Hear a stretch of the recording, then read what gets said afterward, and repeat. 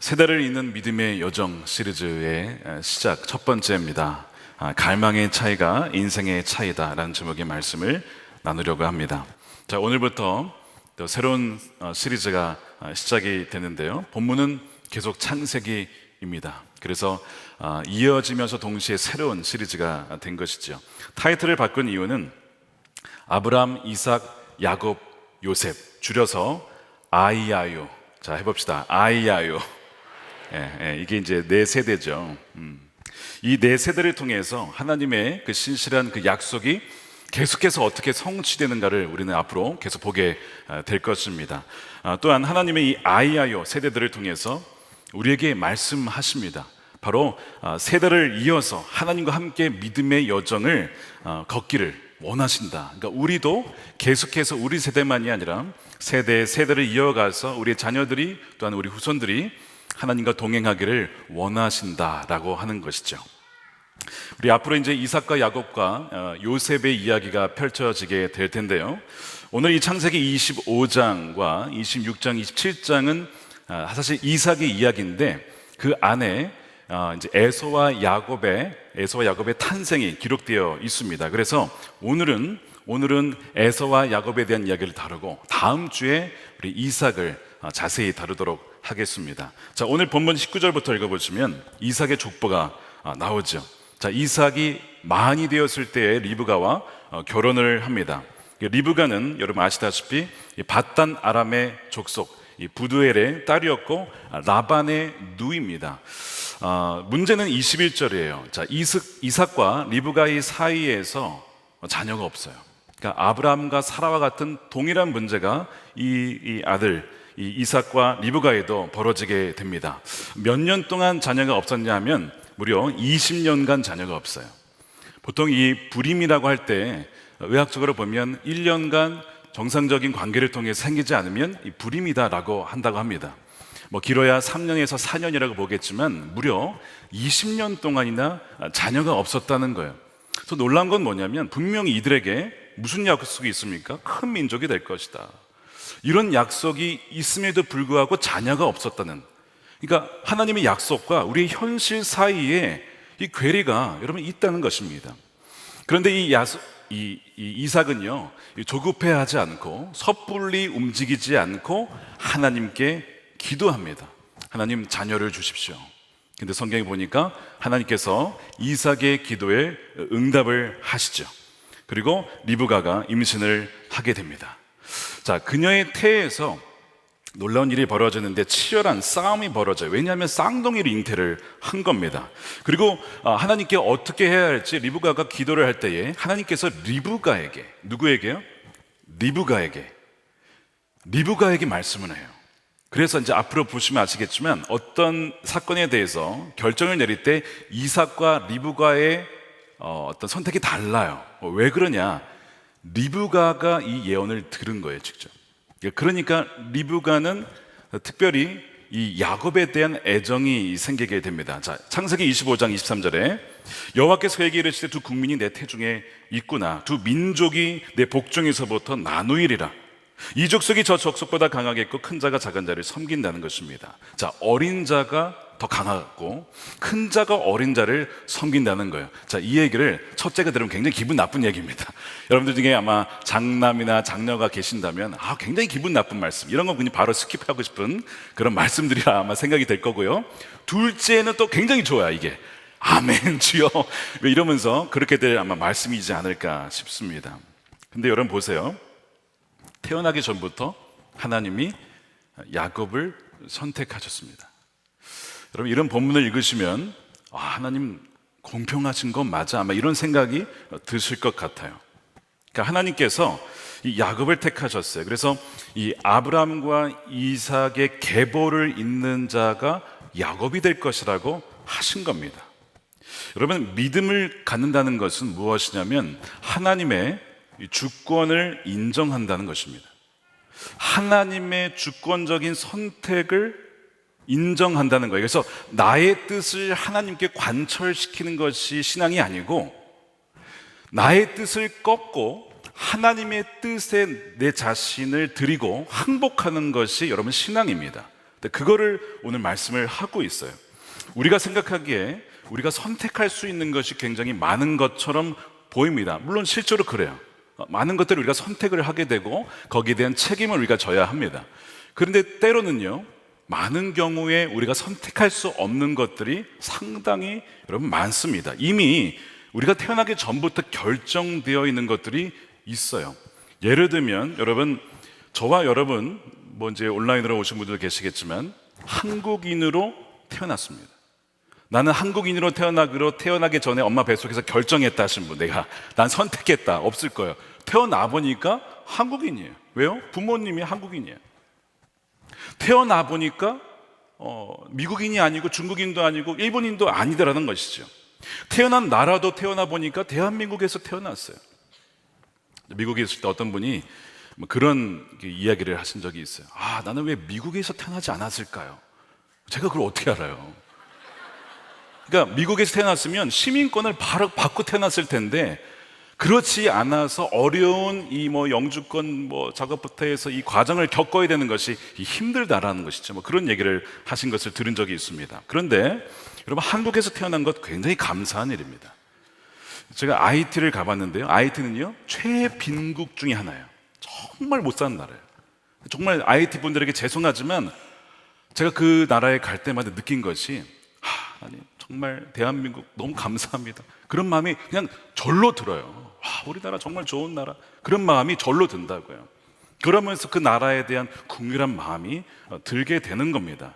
그래서 한국에서 왜 태어났냐라는 말이 쏙 들어갈 거예요. 혹시 그런 분이 있으시다면. 그러니까 예전에 요즘엔 좀 사라졌는데 헬조선이란 표현이 한창 돌았었어요. 이게 어떻게 나라냐, 거의 지옥 아니냐. 물론 청년 실업 문제가 심각했고 여러 가지 어려움이 여전히 있습니다만, 사실 우리가 이 헬조선이라는 표현을 쓰기 전에 그 전의 역사를 보게 되면, 직접 경험한 것은 아니지만 만일 우리가 임진왜란 때 태어났다고 한번 생각해 보세요. 남자들 다 전쟁 나가야 됩니다. 육지에서 싸우든 바다에서 싸우든. 그렇게 멀리 안 가도요, 6.25 때 태어났다고 칩시다. 말할 수 없는 고통을 당하는 거죠. 그러니까 물론 이런 상대적으로 비교해 보면 정말 우리가 정말 귀한 시대에, 너무 좋은 시대에 우리가 살아가고 있구나 하는 것을 우리가 알 수가 있잖아요.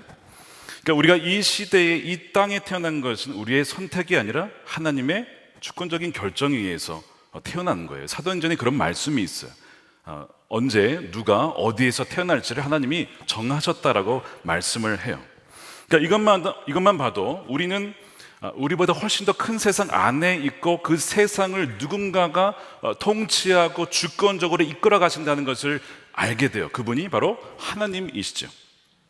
그 하나님의 주권을 인정하고 우리의 연약함을 인정하는 것이 여러분 신앙입니다. 사도 바울이 이 에서와 야곱의 선택을 두고 뭐에 비유를 하냐면 토기장이에 비유를 해요.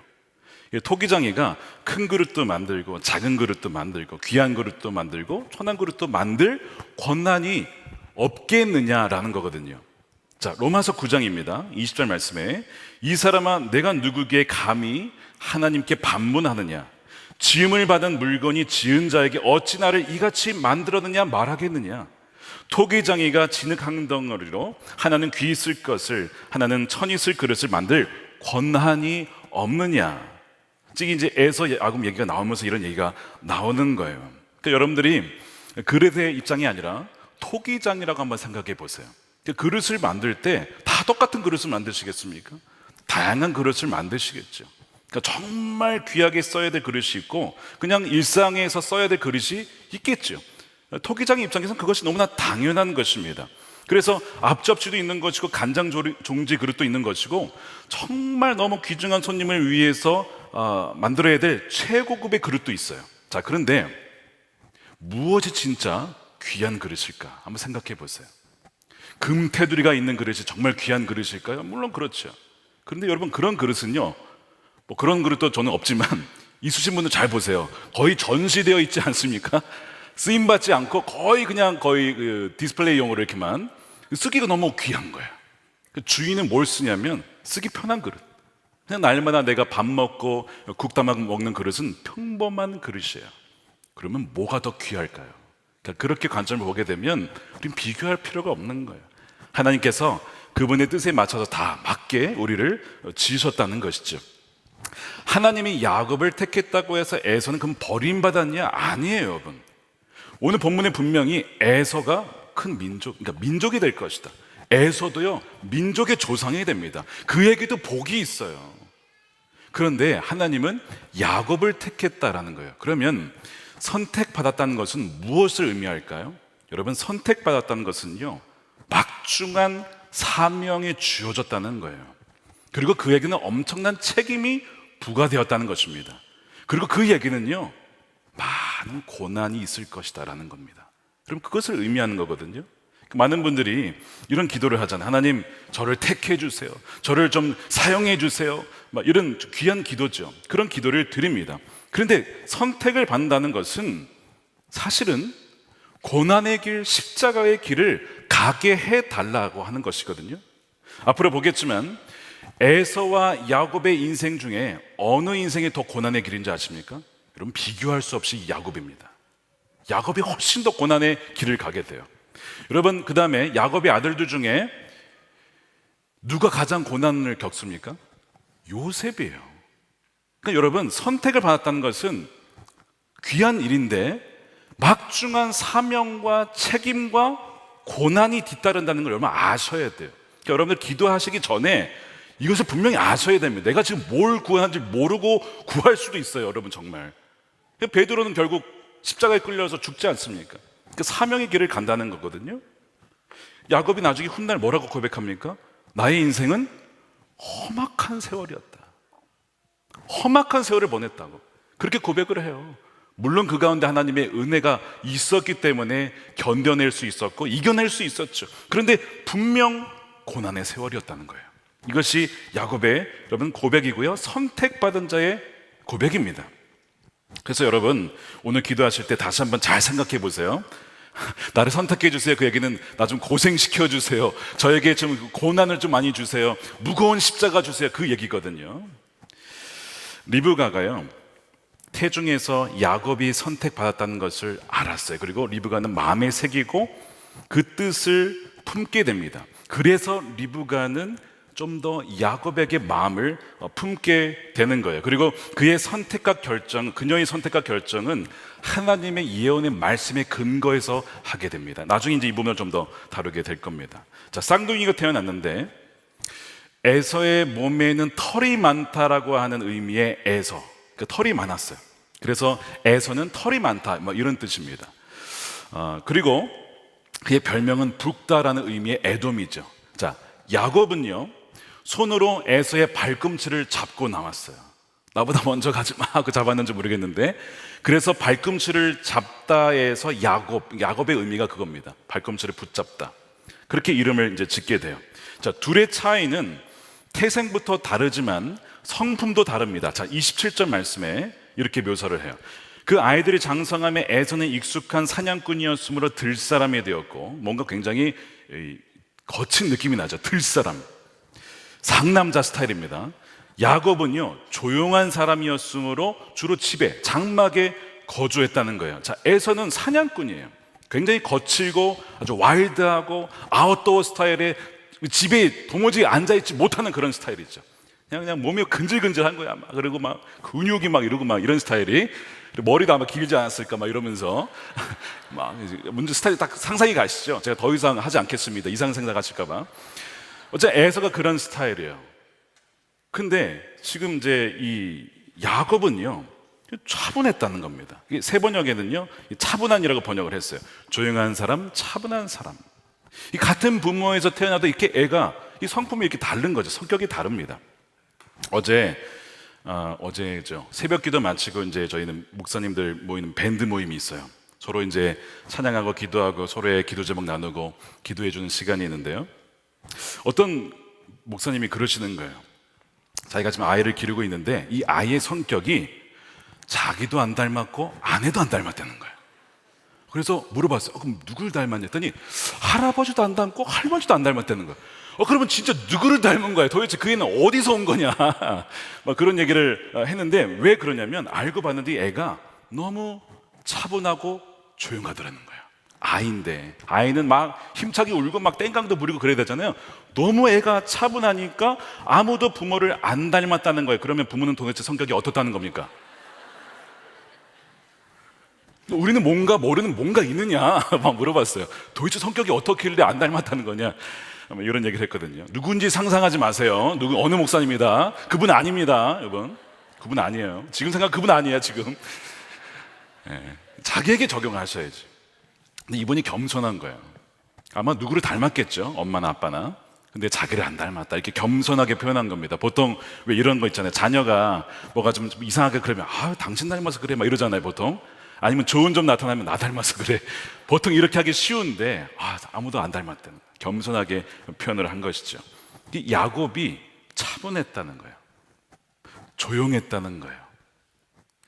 어쨌든 우리가 알고 있는 야곱의 이미지하고는 좀 다른 묘사를 지금 하고 있습니다.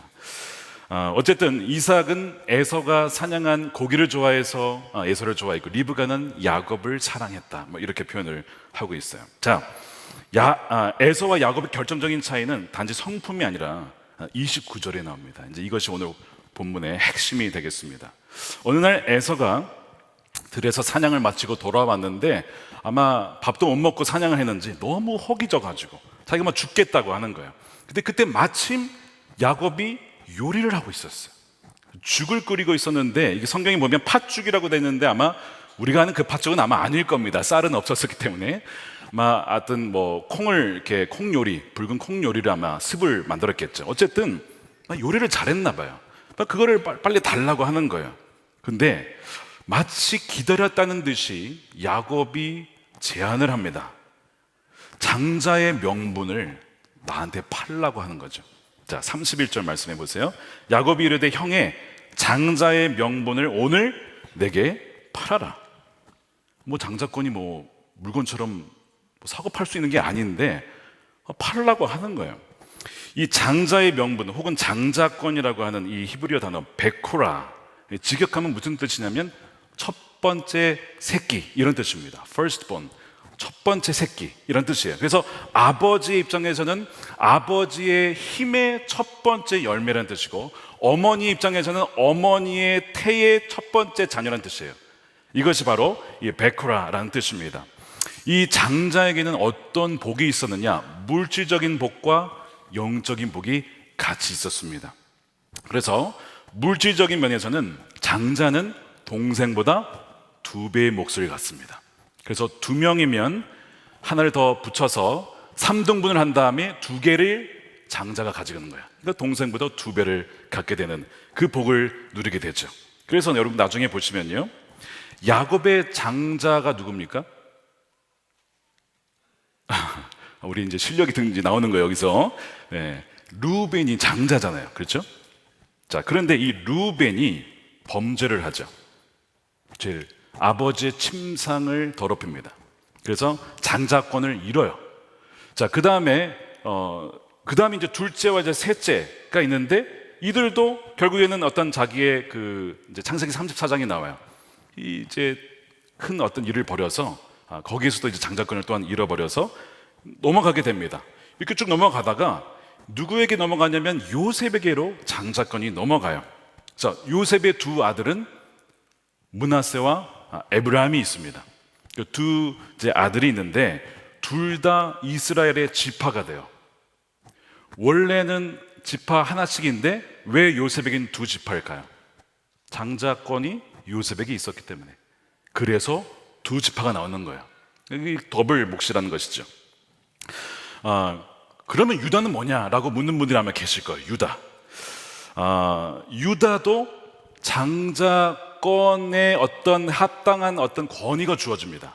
자, 그래서 장자의 명분은 요셉에게 가고 장자의 권위는 유다에게로 갑니다. 여러분 아셔야 돼요. 이게 어디 나오는 말이냐면 역대상 5장 2절에 나옵니다. 이렇게 되어 있습니다. 이스라엘의 장자 르우벤의 아들들은 이러하니라. 르우벤은 장자라도 그의 아버지의 침상을 더럽혔으므로 장자의 명분이 이스라엘의 아들 요셉의 자손에게로 돌아가서 족보에 장자의 명분대로 기록되지 못하였느니라. 유다는 형제보다 뛰어나고 주권자가 유다에게서 난다는 거예요. 그러니까 왕의 이 주권은 유다의 자손을 통해서 누가 오십니까? 예수님이 오시는 거예요. 유다의 왕들은 다 그렇죠? 유다를 통해서 오는 거예요. 근데 장자의 명분은 요셉에게 있다는 것이죠.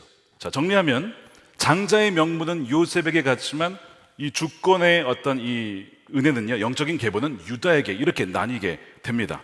이 장자권이 베코라라고 했는데 이 축복이란 말의 히브리어가 바로 베카라. 그래서 장자권은 곧 복이에요. 그러니까 이것이 장자가 가지고 있는 복입니다. 하나님께서 창세기 12장에서 아브라함에게 약속하신 게 뭐예요? 너는 복의 근원이 될지라. 이 복의 근원, 이 복이란 말이 바로 베카라거든요.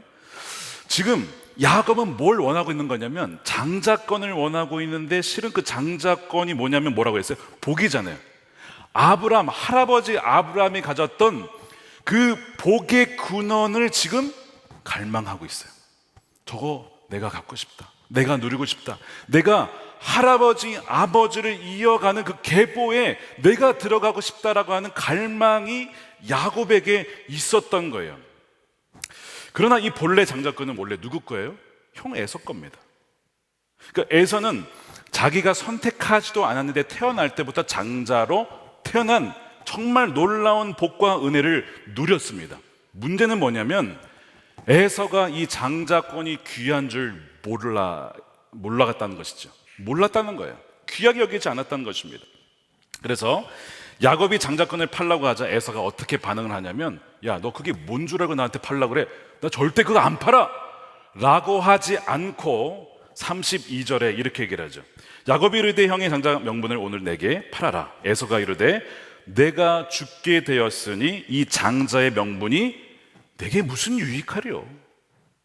33절에 그래서 야곱이 이르되 오늘 내게 맹세하라. 에서가 그것을 팔게 됩니다. 자, 이 부분이 에서와 야곱의 아주 결정적인 차이를 가져오게 됩니다. 둘의 차이는 단지 그냥 뭐 외향적이냐, 내성적이냐, 들사람이냐, 아니면 차분한 사람이냐, 그게 아니에요. 둘의 차이는 뭐냐면 무엇을 갈망하느냐입니다. 무엇을 갈망하느냐가 그의 인생의 차이라는 거예요. 지금 에서가 갈망하는 것은요, 장자의 명분, 뭐 하나님 나라의 약속이 이어지는 것, 뭐 복의 근원, 뭐 할아버지에도 주었던 약속, 관심이 별로 없어요. 에서가 갈망하는 것은 뭐냐면 오직 내게 지금 무엇이 유익한가.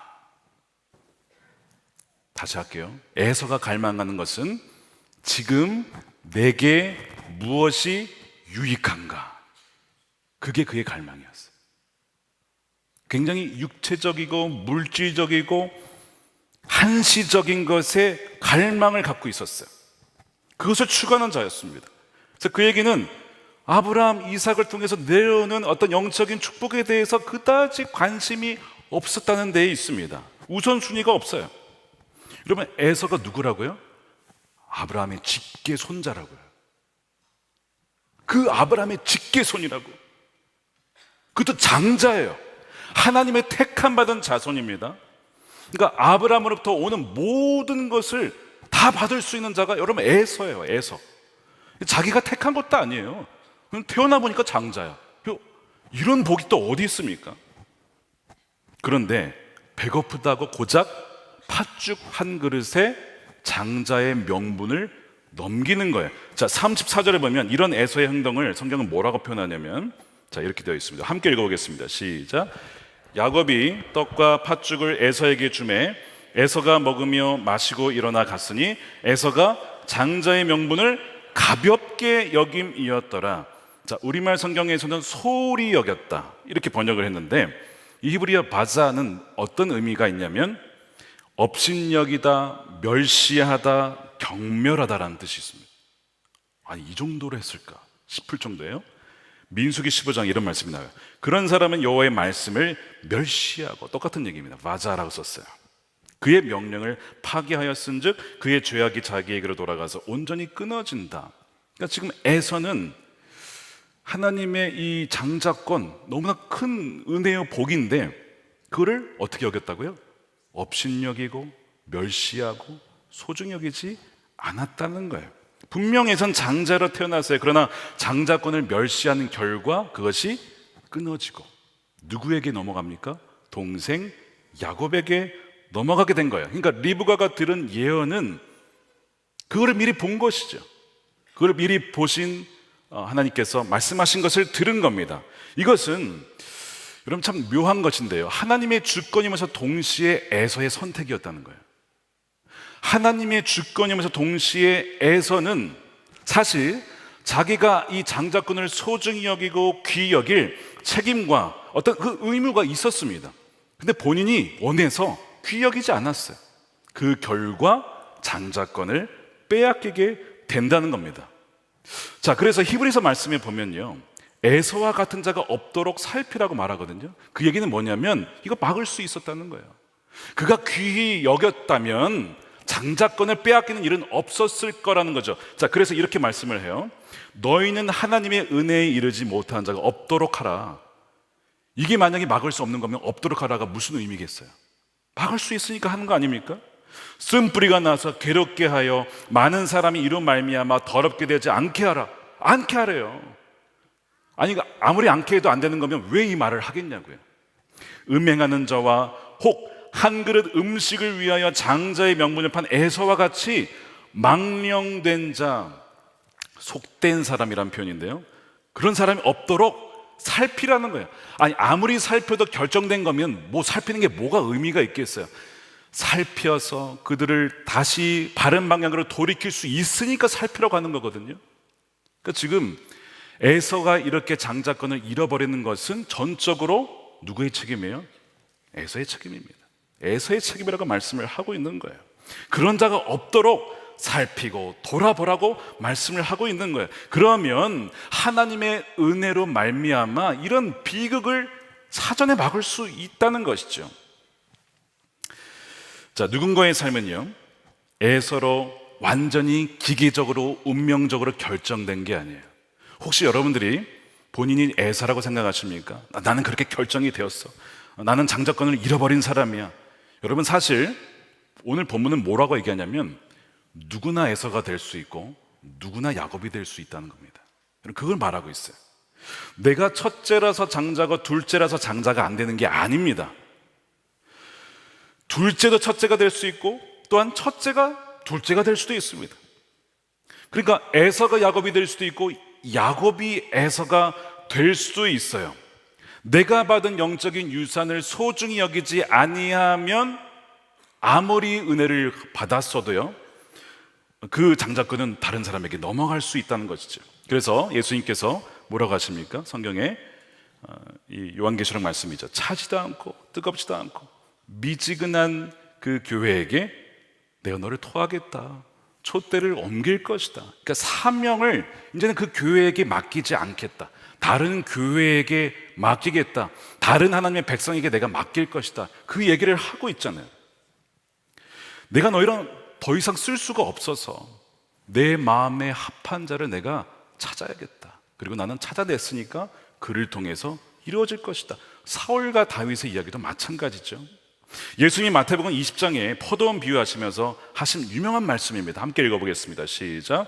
이와 같이 나중된 자로서 먼저 되고 먼저 된 자로서 나중되리라. 이 얘기가 그 얘기잖아요. 에서가 야곱이 되고 야곱이 에서가 된다는 거 아닙니까? 여기서 먼저 온 자는 이 마태복음 20장의 자는 유대인들이에요. 선택받은 백성. 야, 우리는 선택받은 백성, 야곱의 후예요. 우리는 정말 하나님이 택하신 백성이야 라고 생각했는데 알고 봤더니 영적으로 에서야. 귀한 걸 몰라. 하나님의 은혜가 뭔지를 몰라요. 예수님을 거부하잖아요.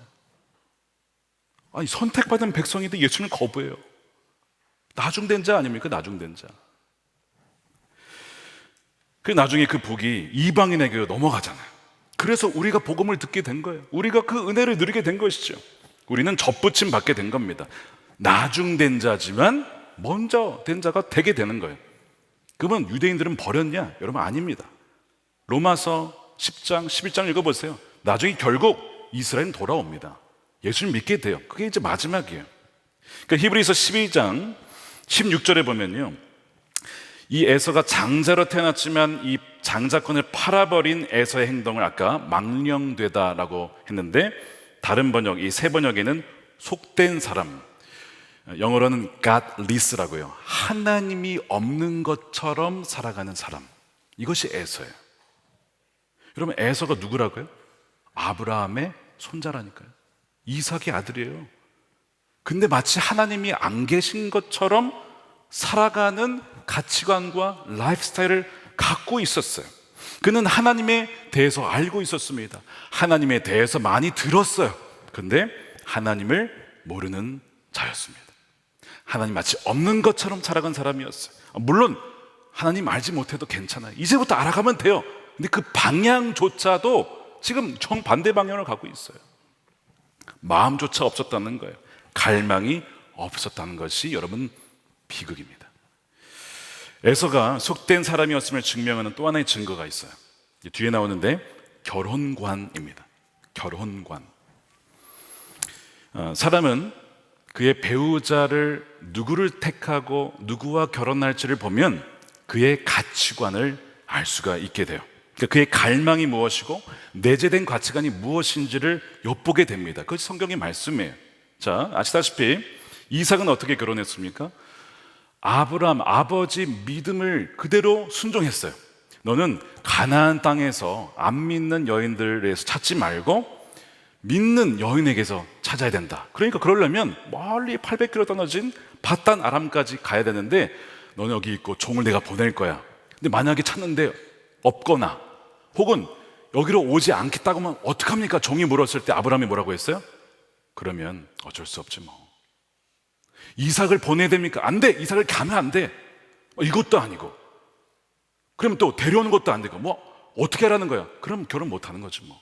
이게 아브라함의 믿음이었거든요. 근데 그걸 또 이삭이 받아들여요, 또 그걸.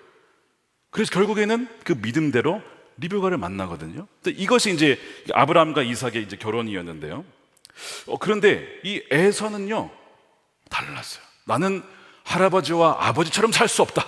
이래가지고 이제 자신이 나름대로 기준을 설정을 하게 돼요.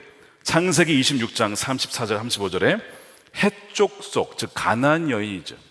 하나님 믿지 않는 여인 2명과 결혼을 합니다. 에서가 40세에, 그러니까 지금 결혼 나이가 좀 넘은 것 같죠. 해쪽 속 부엘의 딸 유딧과 해쪽 속 엘론의 딸 바스맛을 아내로 맞이하였는데, 자 35절 보세요. 그들이 이삭과 리브가의 마음에 근심이 되었다. 왜 근심이 되었을까요? 아브라함이 말했던 것과 지금 반대 방향으로 가고 있는 거야. 그 근심이 되는 거야. 안 믿는 여인을 데려왔어. 물론 여러분, 믿지 않는 배우자와 결혼을 했어도 그 배우자가 하나님의 은혜로 예수님을 믿고 그 다음에 정말 신실한 주의 자녀가 될 수 있습니다, 여러분. 근데 성경에서 뭐라고 하냐면 결혼하기 전에 믿는 사람을 택해야 된다는 것이 일반적인 원칙이에요. 자, 지금 에서가 잘못한 것이 두 가지가 있어요. 하나는 결혼에 있어서 부모와 전혀 상의하지 않았다는 것에 있습니다. 물론 다 큰 성인이 무슨 부모님과 자기의 배우자를 상의합니까? 이렇게 생각할 수도 있습니다. 그런데 단지 그 문제가 아니고 왜 에서가 부모님과 상의하지 않았느냐? 거기에 배경에는 이런 것이 있는 거예요. 우리 부모님과 얘기해봤자 늘 뻔해. 가나안 족속에서 찾지 말아라. 믿는 여자 만나야 돼. 맨날 그런 얘기하니까 싫어 정말. 귀찮아. 하루 이틀 해야지. 지금 내가 40인데 언제 그렇게 해서 여인을 찾아. 이 주변에는 없다고요. 그냥 나는 어차피 부모님이라 얘기해봤자 소용이 없어.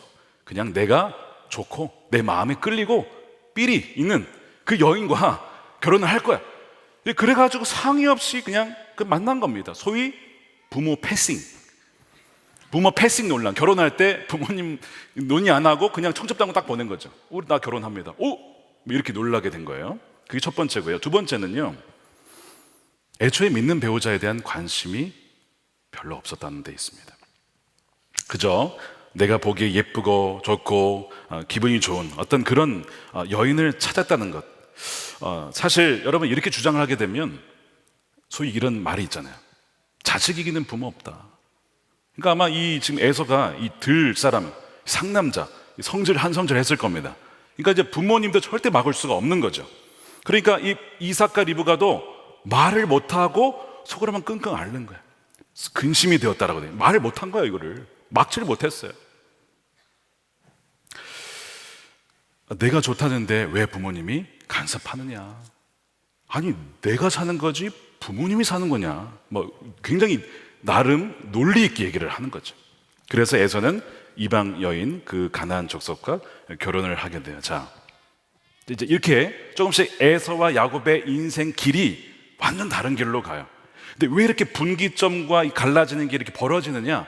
무슨 차이가 있다고요? 갈망의 차이입니다. 무엇을 갈망하느냐가 인생의 차이를 만든다니까요. 지금 야곱과 에서는 갈망하는 것이 전혀 달랐다는 거예요. 말씀드린 대로 믿지 않는 배우자 만나도 여러분 신실한 자가 될 수 있어요. 저는 그런 분들을 많이 봤습니다. 그런데 그 과정이 너무나 힘든 거예요. 그 일을 위해서 정말 너무나 고통스러운 시절을 지나가게 된다는 것을 보고 그분들이 참 많이 힘들었다 그런 얘기를 하십니다. 어떤 분이 재혼을 하시게 됐어요. 그 전에 대한 얘기는 생략을 하겠습니다. 참 아픈 일을 겪으셨어요. 재혼을 하시게 됐는데 정말 행복한 가정을 이루고 싶으셨습니다. 여러분 정말 누구나 다 그런 갈망이 있지 않겠습니까? 행복한 가정을 세우고 이루고 나도 그 안에서 좀 잘 살았으면 좋겠다라는 그 마음이 여러분 누구나 있잖아요. 그래서 재혼을 이제 결정을 하시게 됐는데 마음에 드는 남자가 있었어요. 근데 문제는요, 안 믿는 남자였어요. 근데 마음에 근심이 됐대요. 왜 근심이 되냐면 믿음이 없으니까. 이것이 마음에 염려가 된 마음과 함께 어떤 마음이 있냐면 너무 마음에 드는 거야. 여러분 어떻게 하실 거예요? 너무 마음에 드는데 안 믿어요. 이런 충돌이 여러분 있잖아요.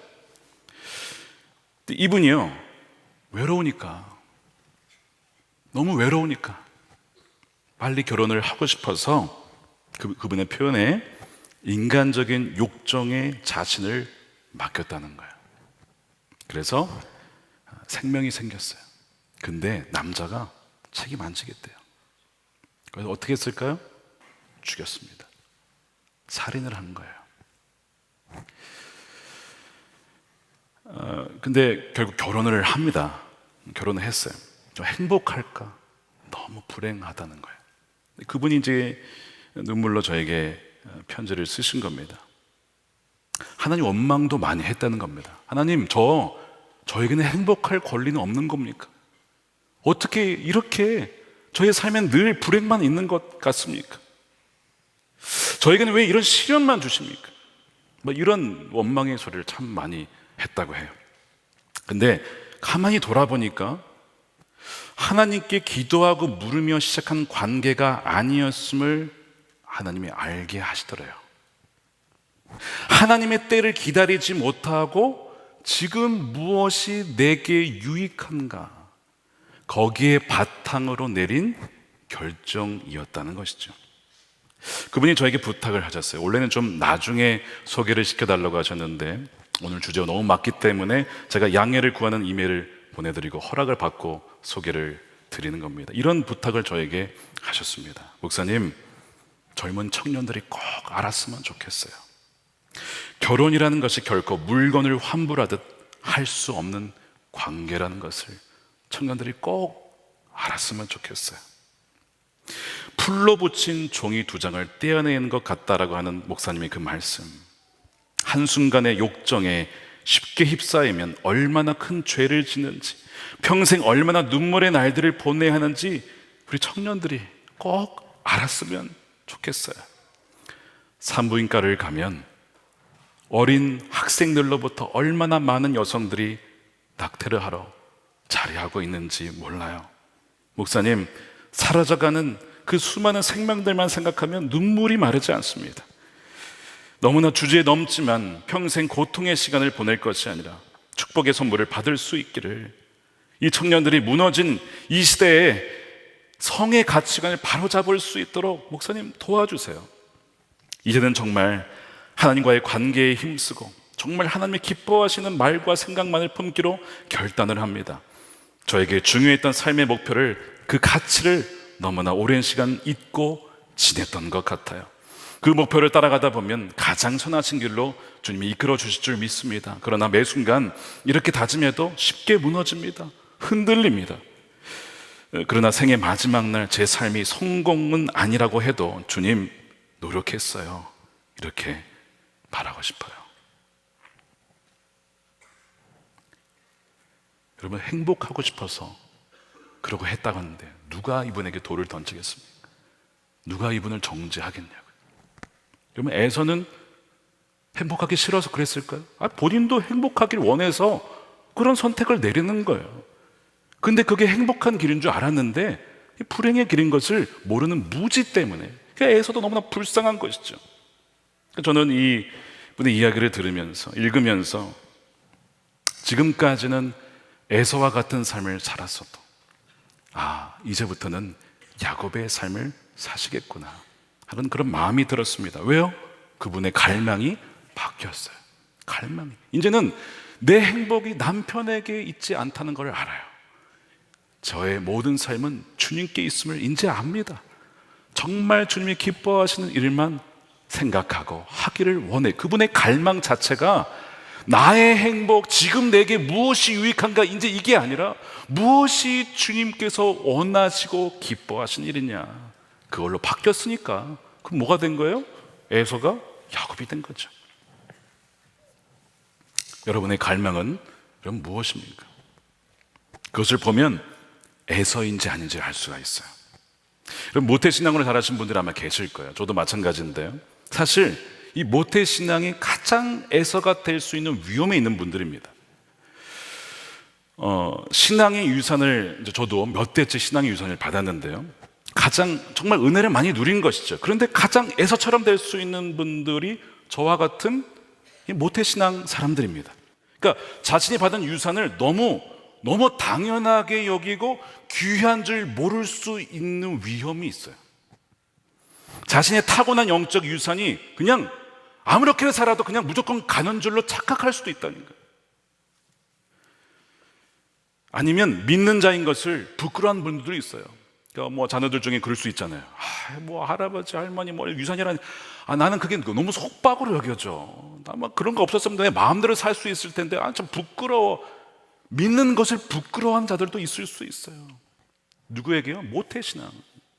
그것이 얼마나 귀한 줄 모르고 그렇게 살아갈 수 있다니까요.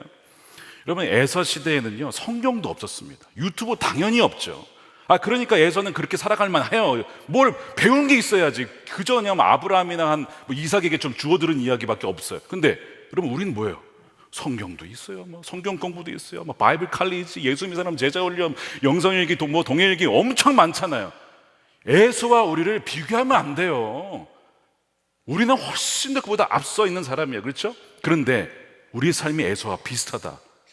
하나님이 어떻게 판단하실까? 다른 판결을 내리시는 거예요.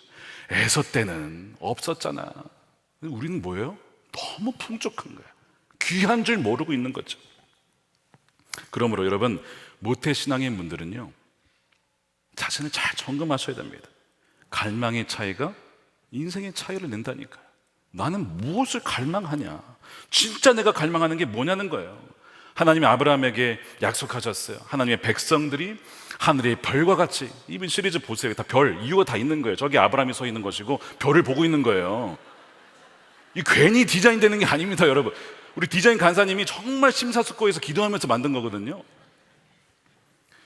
그 꿈, 하나님이 주신 꿈, 내가 그것을 이어가고 싶어. 나는 그 꿈에, 그 중심에 나도 합류하고 싶어. 여러분, 이것이 야곱의 갈망이었다고. 모든 것을 다 걸어서도 거기에 내 전부를 걸겠다. 이것이 야곱이었다는 거예요. 그래서 누군가는요, 야곱이 야망이 커서 속여서 형의 것을 빼앗았다, 이렇게 보는 분들도 물론 있어요. 그리고 그의 성격이 이제 앞으로 나오지만 좀 그런 면이 없지 않아 분명히 여러분 있습니다. 근데 여러분 보세요. 하나님 어떤 분이시냐면요, 중심을 보시는 분이에요. 그러니까 야곱의 그 동기가 무엇인지를 사람은 속을 수 있어요. 저 너무 야망이 너무 많은 거 아니냐? 사람은 그렇게 그 사람한테 손가락질할 수 있는데 하나님은 속일 수 없습니다. 하나님은 그 사람이 왜 저렇게 하는지를, 그 중심을 아시거든요. 그래서 뭐라고 했어요? 성경에 하나님이 야곱을 사랑하였다. 그 왜 사랑했냐고요? 그의 마음의 중심을 보신 거예요. 그 하나님의 은혜와 하나님과 그 하나님의 복과 그 나라에 대한 약속을 사모한 것을 보고 너무 귀하다, 너무 귀하다라고 보신 거죠. 여러분, 천국은 누구의 것이라고요? 침노하는 자의 것이라니까요. 침노에 오는 이들을 보면 야, 너무 귀하다, 다른 애들은 다 가만히 팔짱 끼고 누워있고 뭐 내가 받은 유산이 많아서 난 다 될 거야 그러고 있는데 얘는 막 나는 가진 것이 없어요, 저 내세울 것이 없어요, 저에게는 하나님밖에 없습니다 라고 막 나가는 그 모습을 하나님 너무나 귀하게 여기시는 거예요. 이것이 야곱이었다고. 야곱이 바른 방향이 있었어요, 야곱에게. 뭐 아직 하나님 잘 몰라요, 사실. 뭐 하나님 대해서 좀 들은 건 있지만 아직 나의 하나님이라고 할 만한 정도는 아닙니다. 그런데 바른 방향, 갈망이 있는 거야. 이것이 여러분 야곱의 삶이었어요. 제대로 된 믿음의 여정을 출발하게 된 것입니다. 자, 그러면 우리 중에 누가 야곱이냐? 하나님을 갈망하는 사람입니다. 하나님의 선하심과 인자하심을 갈망하는 사람이 야곱이에요. 말씀드린 대로 하나님, 저 뭐 가문에 내세울 것도 없고 가진 것도 없고 저희 뭐 경력도 없고 능력도 없고 다 뒤처지지만 저 누구보다도 뒤처지지 않을 것이 하나 있어요. 그것이 뭐냐면 바로 하나님을 원하고 하나님을 갈망하는 것. 이건 누구보다도 뒤처지지 않을 자신이 있습니다. 그리고 그 사람이 야곱입니다. 그 사람을 하나님이 존귀하게 여기시고 귀하게 여기시고 그 자를 주목하는 거예요. 성경은요, 이런 자가 누구냐면 그리스도인이라고 해요. 왜냐하면 그의 안에 그리스도의 영이신 성령이 거하는 자거든요. 성령이 거한 자에게는 무슨 약속이 있냐면 상속의 약속이 있는 겁니다. 자, 그래서 로마서 8장 16절 보세요. 함께 읽어보겠습니다. 시작. 성령이 친히 우리의 영과 더불어 우리가 하나님의 자녀인 것을 증언하시나니 자녀이면 또한 상속자 곧 하나님의 상속자요 그리스도와 함께한 상속자니 우리가 그와 함께 영광을 받기 위하여 고난도 함께 받아야 할 것이니라. 이 야곱 얘기잖아요. 상속자, 장자권 있는 사람이 누구라고요? 저와 여러분들 그리스도인들은 다 상속자고 장자권을 가진 자들이에요. 그리스도 안에 모든 것이 있거든. 그 안에 모든 보화가 누구의 것이라고요? 여러분들 것이에요. 그러니까 우리 모두는 야곱이죠. 다 야곱인 겁니다. 장자인 것입니다. 근데 거기 이 장자권에 뭐가 있다 그랬어요? 책임이 있고 사명이 있고 또 고난이 있죠. 뭐라고 나와요? 고난도 함께 받아야 한다. 그러니까 그리스도와 함께 남겨진 고난을 받을 사명이 있는 거예요. 그것이 선택받은 자에게 주어진 사명이요 또한 책임이요 고난인데요. 여러분, 그 고난의 길은 영광의 길입니다. 그 뒤에 놓여있는 그 영광에 비하면 이 고난은 여러분 아무것도 아니라는 것이죠. 주님께서 십자가를 지실 때 힘들게 진 게 아니라 그 십자가 뒤에 있는 영광을 바라보고 그 기쁨을 참지 못하고 십자가를 지셨다라는 말씀이 나오잖아요. 그럼 고난이 힘든 게 아니에요. 그 뒤에 있는 영광을 보면 이 십자가의 길, 고난의 길은 복된 길인 줄로 믿으시기를 축복합니다. 그래서 야곱이요 자신의 삶을 험난한 여정이었습니다라고 하지만 돌아보면요 그로 말미암아 얼마나 많은 후손들이 생겨났습니까? 이 별들과 같이 자손들이 쫙 생기잖아요. 그것을 보면서 얼마나 그가 감사했을까. 야곱은 하나님의 영적인 복을 갈망한 자였습니다. 그의 성품은 좀 다듬어져야 될 부분들이 분명히 있지만 하나님은 중심을 보세요. 그 마음의 갈망을 보시고 귀하게 여기신 겁니다. 성 베르나르라는 분이 하나님을 얼마나 갈망했는지 그것을 음식으로 이렇게 표현했어요. 우리는 당신을 맛보았습니다. 오, 당신 살아계신 음식이요. 그리고 여전히 우리는 당신으로 잔치하기를 갈망합니다. 우리는 당신을 들이켰습니다. 유일한 수원이시여. 그리고 우리 영혼은 당신으로 채워지려 더욱더 갈증이 납니다. 계속 하나님을 원하고 갈망하고 그런 갈증으로 가득 채워지는 것이죠. 자, 야곱을 아까 뭐라고 묘사했죠? 조용한 사람이다, 차분한 사람이다, 이렇게 번역을 했어요. 근데 이 히브리어 이 탐이라고 되어 있는데 이 탐은 원래 무슨 뜻이냐, 이런 의미가 있어요. 완전한, 완벽한, 전체, 흠이 없는, 이런 뜻을 갖고 있습니다. 혹은 겉과 속이 같은, 인테그리티라는 뜻이 있어요. 그러니까 인테그리티라는 뜻을 번역하면 이런 거죠. 야곱은요 자기가 무엇을 갈망하는지를 속이지 않아요. 그냥 다 드러내요. 나 그거 원해, 나 그 정말 나 그 하나님 보고 원하고 나 정말 하나님 원해. 그걸 그냥 숨기지 않고 다 드러내는 사람이에요. 이것이 야곱이었다는 것인데요, 여러분, 이 탐이라고 하는 히브리어가 누구에게 쓰였는지 아십니까? 누구냐면 노아를 설명할 때에, 노아는 그 당대에 뭐라고 되어 있습니까? 완전한 자라고 하잖아요, 그죠? 이게 탐이에요. 탐, 히브리어 탐입니다. 그 다음에 욥을 표현할 때에 욥은 의로운 사람, 그러면서 온전한 자였더라. 온전한, 이게 탐이에요. 그러니까 지금 노아와 욥에게 써졌던 그 형용사 탐이 누구에게 써졌다고요? 야곱에게 써졌다니까요. 하나님은 야곱을 보실 때 당대의 의인이었던 노아와 흠이 없고 온전했던 욥과 같이 누구를 보신다고요? 야곱을 보신다니까요. 이게 하나님께서 보신 관점이었다는 거예요. 물론 그에게 다듬어져야 될 부분들이 많지만 하나님은 뭘 보신다고요? 겉모습 말하는 게 아니라 중심을 보신다고요. 자, 그것이 드러났던 또 하나의 증거가 뭐냐면 야곱의 결혼입니다. 자, 우리가 야곱이 이제 나중에 뒤에 보시겠지만 그 에서로부터 장자권을 탈취하고 결국 이제 바단 아람으로 도망을 가잖아요. 도망갈 나이 몇 세인지 아십니까? 우리 어린이부에서 이제 하게 되면 어린 시절에 엄마가 이제 보내가지고 힘들게 나 간다 이러면서 어린 시절로 나오지만 야곱의 나이를 계산하면 대략 76세에서 77세에 떠납니다. 근데 그게 무슨 의미냐? 그때까지 결혼을 안 했다니까요. 76세, 70세까지 갈 때까지 결혼을 안 했다는 것이 주는 의미가 뭐예요? 할아버지, 아버지로부터 왔던 그 약속과 그 다음에 결혼에 대한 그 믿음을 나도 지키겠다. 그거를 보여주는 거예요. 이것이 야곱과 에서의 차이야. 에서는 망이 되니까 나 이제 결혼해야 돼. 뭐 그런 게 약속 그런 게 어디 있어? 나 그냥 가난한 여인 중에 그냥 내가 좋으면 할 거야. 이게 에서였고요. 야곱은요, 하나님이 허락하실 때까지 나는 그 조건에 맞지 않으면 나는 갈 수 없다. 그러다가 76, 70세 된 거예요. 그리고 나중에 라헬을 얻고 레아를 얻게 되죠. 그러니까 우리가 결정하고 선택하는 걸 보면 내 안에 갈망이 뭔지가 나타난다고. 이건 속일 수가 없어요. 그리고 그 갈망의 차이가 인생의 차이를 가져오게 됩니다. 우리가 아는 영적인 거장들의 특징이 있어요. 아브라함, 모세, 다윗, 존 웨슬리, 사도 요한, 사도 바울, 마틴 루터, 공통점이 있는데요, 끊임없는 갈망이 있었습니다. 계속 열정이 있었어요. 결코 낮은 것에 만족하는 법이 없었습니다.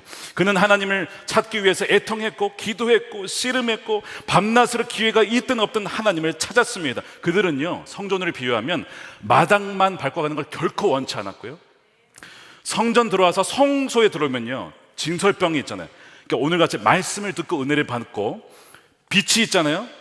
등잔 때 빛을 받아서 그런 메시지가 있구나, 그런 뜻이 있구나 깨닫고 거기에서 만족하고 돌아가는 게 아니에요. 어디까지 갔다는 거예요? 지성소까지. 그 갈망. 그러니까 우리가 하나님의 임재를 누리지 못하는 이유는 하나님이 등장하지 않으셔서가 아니고, 임재하지 않아서가 아니고, 뭐가 문제예요? 너무 낮은 것에 쉽게 만족하기 때문에 그런 겁니다. 하찮은 것에 만족하기 때문에 그런 거예요. 주님, 저 여기에 만족하지 않아요. 마당 받는 거 만족하지 않아요. 성전, 성소 귀하자면 여기에도 만족하지 않아요. 하나님의 임재가 있는 지성소로 가기를 원해요. 주님께서 십자가에서 돌아가시면서 휘장이 갈라졌잖아요. 지성소의 문이 열렸잖아요. 근데 왜 안 들어가냐 이거예요. 은혜의 보좌가 이미 열려 있는데 왜 거기를 찾고 갈망하고 추구한 자가 없냐 이거예요. 믿음의 거장들 특징이 뭐였다고요? 하나님만을 얻을 때까지 간구하고 나아갔다는 거예요. 그거를 귀히 보셨어요. 그것을 하나님은 탐, 온전한 자다 라고 보시는 겁니다. 사랑하는 여러분, 오늘 무엇에 만족하시겠습니까? 그저 팥죽 한 그릇에 만족하시겠습니까? 떡 하나에 만족하시겠습니까? 빚비친 거 귀하지만 거기에 만족하시겠습니까? 여러분들이 들고 온 문제 해결 거기에만 만족하시겠습니까? 그것도 너무 귀하지만 가장 귀하신 분이 누구예요? 주님이시잖아요. 하나님이잖아요. 그분 자체를 갈망하는 게 가장 귀한 거 아닙니까? 오늘 이 저녁에 어느 한 명도 여러분 그냥 왔다 가지 마시고 그 은혜의 보좌 앞에 담대히 나아가서 주님의 임재를 누리는 여러분들의 시기를 주님의 이름으로 축원합니다. 그 갈망이 날마다 일어날 수 있기를. 그래야 주님, 우리도 그 영적인 그 하나님의 장자권을 이미 주셨는데, 주 안에 주셨는데 이것을 잃어버리지 아니하고 주님 부르시는 그날까지 세대를 잇는 믿음의 여정이 되어질 수 있도록 주여 인도하여 주시옵소서. 우리 함께 기도했으면 좋겠습니다. 우리 함께 찬양할 텐데요, 주 내 소망은 이란 찬양입니다. 주 내 소망은 딴 거 아니에요. 주 더 알기를 원합니다. 그럼 끝난 거 아닙니까? 다윗의 갈망이었어요. 주님의 여호와의 성전에 거하면서 날마다 여호와의 아름다움을 바라보는 거, one thing, 제가 원한 거 그거 한 가지입니다. 더 주님을 알기 원해요. 주님을 알게 된 거 만족하지 않고, 이전에 어마어마한 은혜가 있었지만 그거 이루었다 생각하지 않고 앞에 있는 그 표대를 향하여 달려나가겠습니다. 사도 바울의 고백 아닙니까? 더 가까이 가기를 원하고요, 주의 품에 기대기를 원합니다. 에서와 같이 하나님 주신 은혜 귀한 줄 모르고 창피했던 적도 있습니다. 그러나 주님, 오늘 이 저녁에 에서였다면 주의 사랑으로 나를 변화시켜 주십시오. 우리 한 그런 고백을 같이 했으면 좋겠습니다.